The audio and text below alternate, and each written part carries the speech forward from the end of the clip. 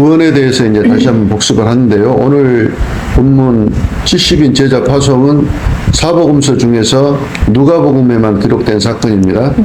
70인의 제자들이 나가서 귀신이 항복한 사건을 체험하고 돌아와서 예수님께 보고합니다. 17절. 70인이 기뻐하며 돌아와 이르되 주여 주의 이름이면 귀신들도 우리에게 항복하더이다. 그러자 예수님께서 19절 내가 너희에게 뱀과 정갈을 밟으며 원수의 모든 능력을 제어할 권능을 주었으니 너희를 해칠 자가 결코 없으리라. 그러나 귀신들이 너희에게 항복하는 것으로 기뻐하지 말고 너희 이름이 하늘에 기록된 것으로 기뻐하라 하시니라. 말하자면 그 능력이 나타난 결과를 기뻐하지 말고 하늘에 이름이 기록된 것으로 기뻐하라고 하십니다. 왜 예수님이 이런 말씀하셨나? 그것은 능력의 어떤 이 사역의 결과가 성도의 정체성을 말하는 것이 아니라는 말입니다. 귀신이 떠나가는 능력은 하나님이 주신 일시적 은사일 뿐 그것이 제자의 본질이거나 구원의 증거가 아니라는 것입니다. 우리가 그 마태복음 7장 산상수훈에서 보면은 많은 사람들이 주여 주여 하며 귀신도 쫓아내고 권능도 행했지만 예수님은 내가 너희를 도무지 알지 못한다고 하셨지 않습니까? 말하자면 축사 능력이 있고 어떤 방언을 말하고 은사가 나타나는 것이 절대로 구원받은 증거가 아니라는 것입니다. 대표적으로 민수기에 나오는 그 발람 선지자 아시죠? 거짓 선지자입니다. 그는 예언도 하고 하나님의 음성을 듣고 자기가 타는 나귀가 사람 말을 하고 칼을 들고 서 있는 천사의 그 경고를 듣고도 하나님의 뜻대로 살지 않습니다. 그러므로 아무리 능력이 출중하게 나타나도 그 사람이 진리 안에 있는지 분별을 잘 해야 합니다. 현재 활동하는 드러난 거짓 목사들은 베니힌, 빌 존슨, 마이크 비클 아시죠? 신사도 운동인데 아이홉이라고 24시간 기도하는 그 교회 있잖아요. 예. 24시간 동안 기도하고 경배하는 그런 교회입니다. 그 옛날에는 정말 여기 한번 가보고 싶다 이런 생각이 들었었거든요. 왜냐하면 기도하고 막 그 은사가 나타나고 막 이러니까 이제 벌써 뭐 몇십 년 전 일이지만 이 아이홉이라는 어떻게 저렇게 24시간 기도하고 경배를 하지? 그때 이제 이런 생각이 들었었는데 지금 보니까 다들 아니더라는 것이죠. 다드 벤틀리, 신디 제이콥스 아시죠? 신디 제이콥스 유명한 여자입니다. 여자 선지자 말하자면 자기들 말로 이 사람들은 아무리 능력이 나타난다고 해도 그 안에 진리가 없는 사람들입니다. 요즘에는 다 이상해졌더라고 내가 보니까. 그래서 예수님이 귀신들이 너희에게 항복하는 것으로 기뻐하지 말고 너희 이름이 하늘에 기록된 것으로 기뻐하라고 성도의 정체성을 강조하시는 것입니다. 능력에 대한 기쁨은 교만의 뿌리가 되기 쉽습니다. 귀신이 나가고 병이 낫고 사람들이 반응하고 또 이제 인정을 하고 하면 사람들은 자기가 영광받고 싶은 자기중심의 성공주의에 빠지기가 쉽습니다. 오늘날 교회도 얼마나 영향력이 있는가, 얼마나 세상에 좋은 일을 했는가, 뭐 등등 어떤 그 세상에서 인정받는 그런 결과주의의 유혹에 빠져가지고 말하자면 예수님은 없어. 예수님이 영광 받으셔야 되는데 왼손이 한 걸 오른손 모르게 이렇게 해야 되는데 그렇게 하지 않습니다. 교회가. 예수님은 자기가 주인된 어떤 결과가 아니라 예수님이 주인된 예수님께 속한 그 정체성을 강조하고 있는 것입니다. 말하자면 너희 이름이 하늘에 기록된 것으로 기뻐하라고 이렇게 의도적으로 말씀하셨다 이 말이에요. 그리고 나서 21절에 예수님이 성령으로 기뻐하시며 라는 표현이 나오는데 왜 그냥 기뻐하신 것이 아니고 성령으로 기뻐하시며 라는 표현을 쓴 것인가? 여기서 기뻐하다는 헬라 단어는 아갈리오마이라고 해가지고 크게 기뻐하다, 영적으로 기뻐 외치다, 기쁨으로 환희하다라는 그런 의미인데요. 예수님의 기쁨은 이 단순한 감정이 아니라 성령 안에서 터져나온 내적인 기쁨이며 삼위일체 하나님의 일치된 그 기쁨의 표현을 거기에 그렇게 성령을 기뻐하셨다고 쓴 것입니다. 하나님께서는 지혜롭고 똑똑한 자가 아니라 어린아이 같은 자들에게 하나님 나라가 계시되는 그 하나님의 계시 방식이 철저히 하나님의 방식으로 이루어지고 있음을 보시면서 예수님이 성령으로 기뻐하신 것입니다. 그래서 지혜롭고 슬기 있는 자들에게는 숨기시고 했는데, 여기서 지혜롭고 슬기 있는 자들은 당시 바리새인, 서기관, 율법학자들처럼 하나님의 의를 자기 능력과 노력으로 행할 수 있다고 생각하는 자들을 말합니다. 이들에게는 하나님은 계시를 숨기신다고 하셨는데, 이는 일부러 하나님이 그렇게 하신다는 말이 아니라 그들이 교만함으로 인해 스스로 계시가 막혀있는 상태를 말합니다. 그리고 어린아이들에게는 나타내신다고 했지 않습니까? 어린아이들은 헬라어로 네피오이스인데요, 젖먹이, 어린아이, 의존적인 존재라는 말인데, 이 말은 문자 그대로 나이가 어린 아이들을 말하는 것이 아니라 어린아이가 스스로 살아갈 수 있는 힘과 능력이었기 때문에 당연히 부모에게 의지하는 것처럼 자기 지혜와 능력과 노력으로 하나님 나라의 의를 행할 수 없음을 인정하고, 어린아이가 부모에게 의지하는 것처럼 하나님의 은혜에 전적으로 의지하는 자들을 어린아이라고 말씀하신 것입니다. 네. 즉 하나님은 능력이 없고 자격이 없는 어린아이 같은 자들에게 계시를 주신다는 뜻입니다. 누가복음 18장 17절에 보면, 내가 진실로 너희에게 이르노니 누구든지 하나님의 나라를 어린아이와 같이 받아들이지 아니하는 자는 결단코 거기 들어가지 못하리라 하시니라. 무슨 말인 거니? 죄 중에 잉태된 인간은 아무리 열심히 노력해도 거룩한 천국에 들어갈 수 있는 자격이 또는 능력이 0.1%도 없다는 말입니다. 네. 그러므로 하나님 나라에 들어가는 자는 어린아이처럼 아무 능력이나 자격이 없음을 알고 어린아이처럼 순수하게 받아들이는 자인 거예요. 100% 이것은 하나님이 부모가 자식한테 주는데 자식이 아무 의심 없이 100% 받아들이잖아요. 네. 자기가 자격이 있어서 부모한테 뭘 받는다고 생각하지 않지 않습니까? 네. 그런 것처럼 하나님 나라는 이렇게 아무 능력이나 자격이 없음을 아는 자가 들어간다는 것이죠. 반면에 유대 바리새인들은 하나님을 잘 알고 섬기고 있다고 생각하는 지혜롭고 슬기로운 자들입니다. 누가복음 18장 11절, 바리새인은 서서 따로 기도하여 이르되, 하나님이여, 나는 다른 사람들 곧 토색, 불의, 간음을 하는 자들과 같지 아니하고 이 세리와도 같지 아니함을 감사하나이다. 나는 일에 2번씩 금식하고 또 소득의 11조를 드리나이다. 지금 말로 하면 금식하고 11조 헌금하고 새벽기도하고 금요 철야하고 작정기도하고 주일 성수하고 등등등 자기는 하나님께 열심이라는 것을 하나님 앞에 강조하고 있습니다. 자기가 무엇을 했는지를 열거하면서 자신이 하나님 나라에 들어갈 자격이 있는 사람이라는 것이죠. 그런데 세리는 뭐라고 말합니까? 누가복음 18장 13절, 세리는 멀리 서서 감히 눈을 들어 하늘을 쳐다보지도 못하고 다만 가슴을 치며 이르되, 하나님이여 불쌍히 여기소서, 나는 죄인으로소이다 하였느니라.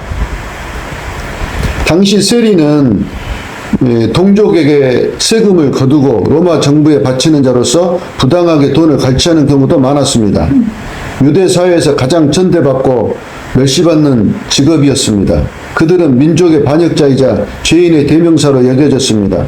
세리 자신도 이런 사회적 인식과 더불어 자신의 양심에 비추어 자신이 지은 죄의 무게를 감당할 수 없었을 것입니다. 또한 그에게는 하나님 앞에 내세울 만한 어떤 종교적 열심도 없었습니다. 세리가 무슨 금식을 했겠습니까? 헌금을 했겠습니까? 구제를 했겠습니까? 주일 성수를 했겠습니까? 하나님께 내놓을 것이 아무것도 없는 죄인이라는 것입니다. 세리는 하늘에 계신 거룩하신 하나님 앞에 자신이 얼마나 큰 죄인인지, 자신의 존재 자체가 하나님 앞에 얼마나 구제불능인지를 알았습니다.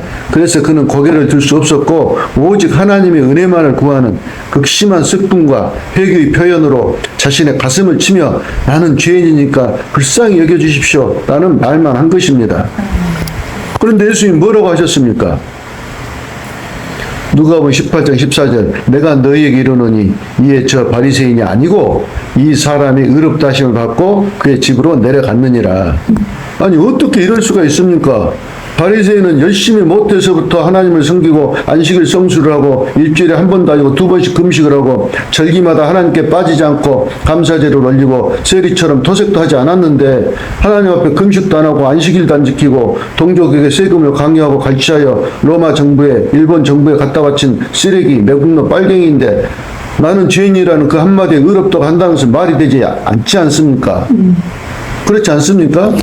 어떻게 생각하십니까? 생각해 보세요.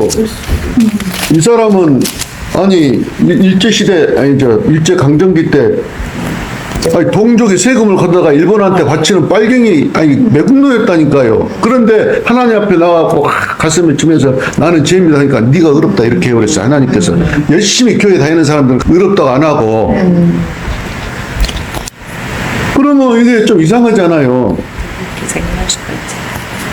안 그렇습니까? 예수님 죄인을 위해서 오셨지. 우리가 답을 알고 있어요. 그래서 우리가 구원에 대해서 확실히 한번 알아보자 이겁니다. 열심히 종교 생활을 한 바리새인은 배척되고 사회적으로 지탄받는 세리가 매국노가 오히려 의롭다함을 받는다는 이 사건은 세상의 상식과 가치관으로는 정말 납득이 안 되는 말인 것입니다. 그러나 이 사건은 하나님 나라의 구원의 원리와 복음의 본질을 명확하게 보여주는 예수님의 핵심적인 가르침입니다. 신약 성경이 끊임없이 강조하는 믿음으로 말미암아 얻는 의의 원리입니다. 로마서 3장 20절 율법의 행위로 그 앞에 의롭다 하심을 얻을 육체가 없나니 율법으로는 죄를 깨달음이니라. 율법은 인간의 죄를 깨닫게 하는 역할을 할 뿐 율법의 행위로는 말하자면 어떤 종교 생활을 말합니다. 종교 생활을 통해서 의롭게 된다는 것이 아니다 이 말이에요. 율법의 행위라는 것은 말하자면 종교 생활을 말합니다. 11조하고 금식하고 막 이런 그 종교 생활로 이제 의를 얻을 수 없다는 것이에요. 로마서 3장 28절 그러므로 사람의 의롭다 하심을 얻는 것은 율법의 행위에 있지 않고 믿음으로 되는 줄 우리가 인정하노라. 사도 바울이 지금 이 하나님 나라에 대해서 설명을 하고 있는 것입니다. 구원은 인간의 어떤 행위나 공로에서 비롯된 것이 아니라 하늘에서 내려오는 하나님의 전적인 은혜입니다. 하나님 나라의 의인은 주일 성수 안 하고 금식기도 안 했어도 극단적으로 표현한다면 평생 교회 한 번도 안 나갔어도 구원받을 수 있다는 것입니다. 물론 사람의 힘으로 억지로 되는 것이 아닙니다. 자, 들어보십시오. 예를 들면 어떤 할머니가 죽을 병에 걸려서 병원에 누워 있었습니다. 이 사람은 평생을 절에 다닌 골수 불교인인데 병원에 어떤 성도가 찾아와서 전도를 했습니다. 여차저차 어쩌고 저쩌고 이 말 저 말. 그러니까 할머니, 우리 기독교인이 믿는 예수님은 하늘에서 이 땅에 오신 하나님이세요. 그러므로 우리가 그 예수 하나님이 하신 말씀을 듣고 믿고 회개하시면 우리는 하나님 나라의 시민권자가 되고 하나님 아버지의 자녀가 되어 하늘에서 영원히 살게 된답니다. 이렇게 말을 하고 돌아갔습니다. 그 일이 있은 후 할머니는 예수님이 하늘에서 오셨다는 그 전도자의 증언이 이 할머니 귓전에서 떠나질 않는 거예요. 그래서 두 번째 그 성도가 왔을 때 할머니가 질문을 했습니다. 성도님, 나는 어렸을 때부터 엄마 손잡고 이날까지 평생 절에만 다니고 교회는 쳐다보지도 않고 때로는 교회 욕도 하고 그랬었는데 그리고 하나님께 아무 헌신도 하지 않은 내가 이제야 죽음을 앞두고 예수님을 나의 구주라고 고백하고 지난날의 잘못을 회개한다고 그분이 나를 천국으로 데려가겠습니까? 이렇게 물었습니다. 어떻게 대답하시겠습니까? 한 번도 교회를 안 다녔다니까? 그래도 불교만 다니고 교회 욕도 하고 그런데 이제 내일 모레 죽음을 앞두고 계신 분이 그 전도자의 그 이야기를 듣고 하나님이 정말 예수는 하나님이신가? 이런 생각이 들어가지고 이제 질문을 했다 이 말입니다. 아니 나 같은 것을 어떻게 하나님이 천국으로 데려간단 말인가? 세리와 똑같은 그런 생각을 한 것입니다. 요한복음 3장 16절 하나님이 세상을 이처럼 사랑하사 독생자를 주셨으니 이는 그를 믿는 자마다 멸망치 않고 영생을 얻게 하려 하심이라. 하나님은 할머니가 평생 어떻게 살아왔는지에 상관없이 할머니를 사랑하십니다. 그 사랑 때문에 독생자 예수님을 이 땅에 보내셔서 할머니의 모든 죄를 대신 짊어지고 예수님이 십자가에서 죽으셨고 또 다시 살아나셨습니다. 할머니가 할 일은 이 부활하신 예수님을 나의 구원자로 믿는 것뿐입니다. 천국은 우리가 무엇을 해서 들어가는 것이 아니라 도리어 은혜로 우리가 무엇을 받는 곳입니다. 이렇게 전했습니다. 지금 이 모습 이대로 할머니의 모든 지난날 예수님을 인생의 주인으로 모시고 살지 않은 죄를 회개하고 예수님을 주인으로 모셔드리고 믿기만 하면 됩니다. 그러면 예수님은 할머니의 모든 과거를 묻지 않으시고 모든 죄를 다 용서하시고 할머니를 당신의 자녀로 받아주실 것입니다. 지금 할머니의 마음속에 그 예수님을 믿겠다는 마음이 있다면 할머니는 이미 천국 시민권을 얻으신 것이나 다름없습니다 하고 전도자가 할머니에게 복음을 전했습니다. 맞습니까? 네. 실제로 그런 비슷한 사건이 누가복음에 기록되어 있습니다. 예수님이 그 십자가에 달렸을 때 그 옆에 있었던 한 강도 기억하시죠? 네. 네, 누가복음 23장 42절 이르되 예수여 당신의 나라에 임하실 때 나를 기억하소서 하니 예수께서 이르시되 내가 진실로 네게 이르노니 오늘 네가 나와 함께 낙원에 있으리라 하시니라. 예수님은 그가 어떤 인생을 살았는지 착하게 살았는지 죄만 짓고 살았는지 묻지도 따지지도 않았습니다. 그는 어찌됐든 세상적으로는 범죄자이고 신앙생활을 잘했다는 내용도 전혀 없는데 임종 바로 전에 죽기 전에 예수님을 믿음으로 천국 입성 허락을 예수님께 받은 것입니다. 이런 일이 실제로 이렇게 있었습니다. 그래서 이제 이런 말을 하면 이제 지혜롭고 슬기로운 자, 그 21절에 나오지 않습니까? 지혜롭고 슬기로운 자들은 이렇게 말을 할 것입니다. 그러면 죽기 전에 회개하면 되겠네. 아니 뭐 하려고 제사 드리고 새벽기도 드리고 헌금하고 그래. 죽기 전에 회개하면 되지. 지혜롭고 영리하니까 당연히 세상적 가치관으로 그런 말을 합니다. 그러나 하나님의 미련한 것이 세상 모든 사람들의 지혜를 다 합친다 해도 절대로 비교할 수조차 없는 엄청난 지혜를 가지신 하나님이 사람들에게 속으시겠습니까? 그래서 22절에 이런 말씀을 하시는 것입니다. 누가복음 10장 22절. 내 아버지께서 모든 것을 내게 주셨으니 아버지 외에는 아들이 누구인지 아는 자가 없고 아들과 또 아들의 소원대로 계시를 받은 자 외에는 아버지가 누구인지 아는 자가 없나이다. 계시를 받았다는 것은 다른 말로 하면 성령께서 조명하셨다는 의미입니다. 아들의 소원대로에서 이 소원대로는 그 우리가 말하는 나는 뭐 승진을 원한다, 여행하기를 원한다 쓰는 그런 단어가 아닙니다. 이 브로마이라는 단어인데요. 이 단어는 계획하고 숙고해서 의지적으로 결정한 것을 의미하는 단어입니다. 그래서 이제 헬라 사전에 보면 무엇을 작정하다, 무엇을 예정하다 이런 뜻으로 나와 있어요.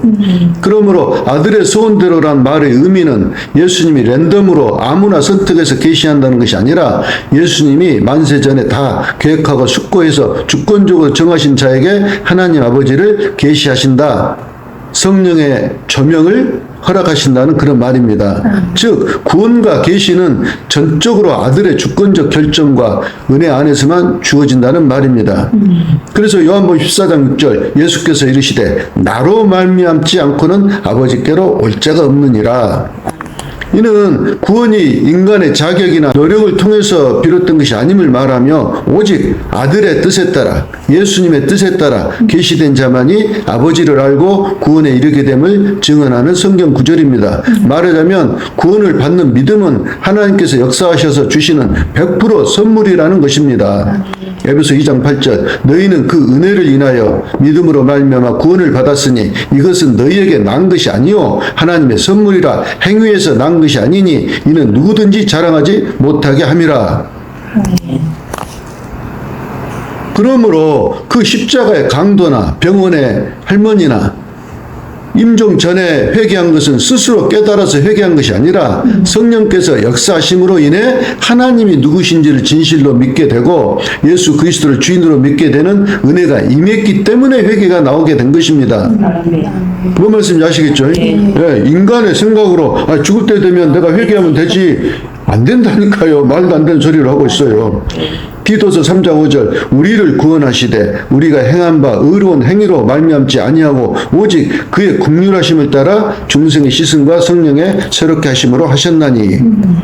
그러므로 사람이 입술로만 죽기 전에 회개한다고 해서 그 회개를 하나님이 받으시는 것이 절대 아닙니다. 21절에 지혜로운 자들이 실컷 자기 마음대로 자기가 주인이 되어 세상을 살다가 죽을 때가 돼서 이제 회개하고 천국 가야지 한다고 해서 자기 마음대로 회개가 나오는 것이 절대 아니다 이 말입니다.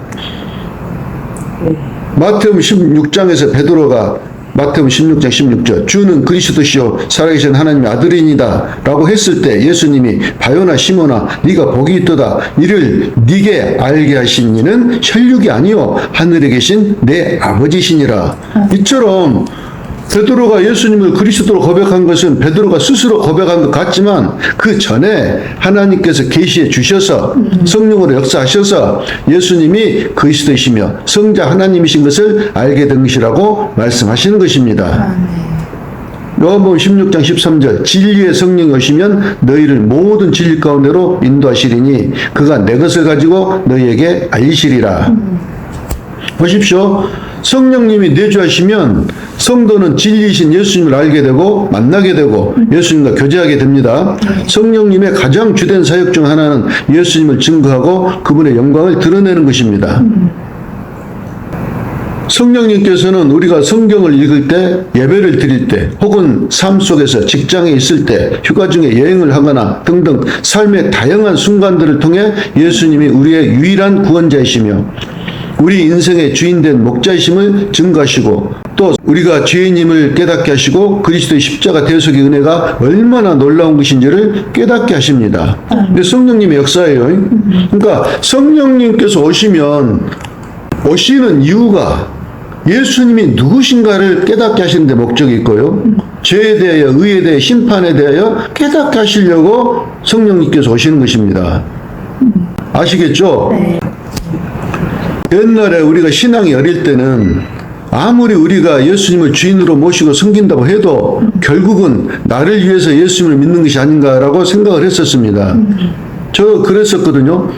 이제 예수님이 주인이라는 소리는 들었어도 내가 이렇게 생각을 해보면 이제 오래된 이야기죠. 아니 내가 이렇게 예수님을 믿는 건 결국 나를 위해서 예수님 믿는 거 아니냐 이런 생각이 들었다 이 말이에요. 또 재미있게 표현하면 내가 없으면 하나님도 안 계신 거야 이렇게 자기중심적인 생각을 했었더라 이 말입니다. 보통 사람들이 예수를 믿으면 곰곰이 생각을 해보십시오. 아, 예수 믿는 것도 결국 내가 천국 가려고 나를 위해서 믿는 거 아니야? 이렇게 생각을 하게 됩니다.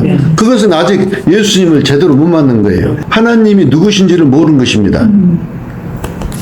그러나 이제 점점 믿음이 성장을 하게 되면 나라는 한 인간이 우리 예수님 앞에서는 전혀 아무것도 아닌 흙에서 나서 흙으로 돌아가는 먼지와 같은 피조물에 불과하다는 것을 깨닫게 됩니다. 말하자면 예수님이 주인이시지 내가 내 인생의 주인이 아니라는 것을 알게 됩니다. 없는 데서 나를 만드셨다니까요. 없는 데서 내 인생을 계획하셨다니까요. 그리고 하나님의 영광과 그 거룩하심 앞에 나는 얼마나 더럽고 추한 존재인지도 깨닫게 됩니다. 그래서 적어도 지식적으로는 내 이 쓸데없는 목숨, 말하자면 예수님 모를 때요. 흙에서 나서 흙으로 돌아가잖아요. 아무것도 아닙니다, 사람이. 내가 내 목숨이 100개가 있다고 해도 다 예수님을 위해서 아낌없이 드릴 것이라는 생각을 갖게 됩니다. 지식적으로요, 현실 속에서는 잘 안 되죠. 사라져 없어질 먼지같이 하찮은 나를 사랑하신다는 하나님의 은혜가 얼마나 크고 고귀한 것인지 너무너무 황송해서 몸둘 바를 모를 정도로 예수님의 그 은혜에 감격하고 그래서 찬양과 감사가 넘치게 되는 것입니다. 성령이 오셔서 이렇게 사람을 변화시켜요. 아, 나는 정말 예수님 앞에서 먼지와 같은 존재인데 아니 그런 나를 예수님이 사랑하신다니 너무 황송해서 내가 몸둘 바를 모르겠다. 감사가 넘친다 이 말입니다. 그래서 예수님이 그 말씀하시는 것입니다. 누가복음 10장 23절 예수께서 제자들을 돌아보시며 조용히 이르시되 너희가 보는 그것을 보는 너는 복이 있도다. 예수님이 스스로 말씀하시는 거예요. 제자들한테 조용히 이제 가르쳐 주시는 거예요. 야, 너희들이 지금 나를 보고 있니? 나를 보고 있는 너희들은 엄청 복 받은 거야. 그 말을 지금 하고 계신 거예요. 야, 24절 내가 너희에게 말하노니 많은 선지자와 구약의 많은 선지자와 임금이 너희가 보는 바를 보고자 했으되 보지 못하였고 듣는 바를 듣고자 했으되 듣지 못하였는데 너희들은 나를 보고 있다. 나는 하나님이다. 이 말씀을 하고 계시는 것입니다. 할렐루야.